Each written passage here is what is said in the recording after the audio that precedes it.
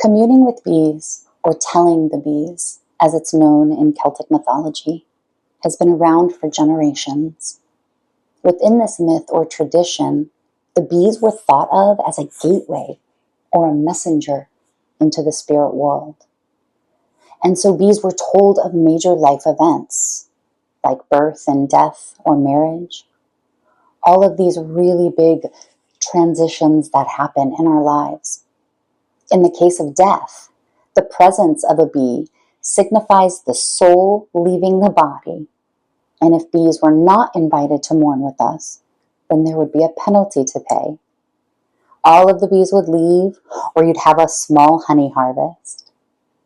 Today, though, we utilize the practice of communing as a way to develop a deeper understanding of knowing that we are not alone, even though at times it feels that way. To develop a deeper sense of connection with the inner and outer world, we practice. Like anything else that requires growth and development, we start small. And if being vulnerable is not a place you usually find yourself for whatever reason, then being vulnerable with bees is a very simple place to start. In this practice, we are able to practice vulnerability with the more than human world. A world that as beekeepers we so intrusively break into every 3 weeks or so for inspections.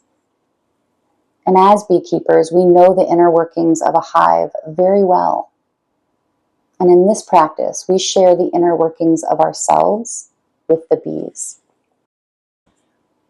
If you are entering an apiary, consider bringing a chair or a blanket or a towel, whatever you decide to sit on. It is preferred that you sit on the side of the hive rather than in front of the entrance. This is to lessen the agitation you may cause by entering the bee's environment.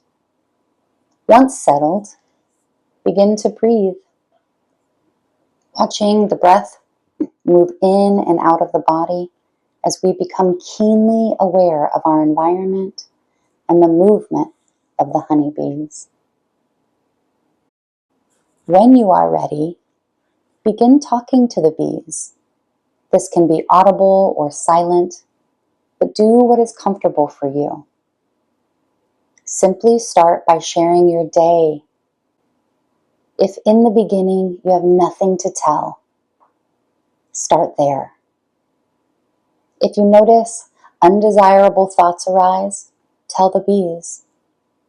If you are going through a major life transition or many, tell the bees. If there are troubled relationships you are working on, tell the bees. So share what's happening with you in your life. Nature has a way of being available to hold space for us in a very unique way. In our greatest moments of isolation, come back to communing with bees, or whatever natural setting you have access to. Trees can be good listeners too. Thank you for joining today in Communing with Bees.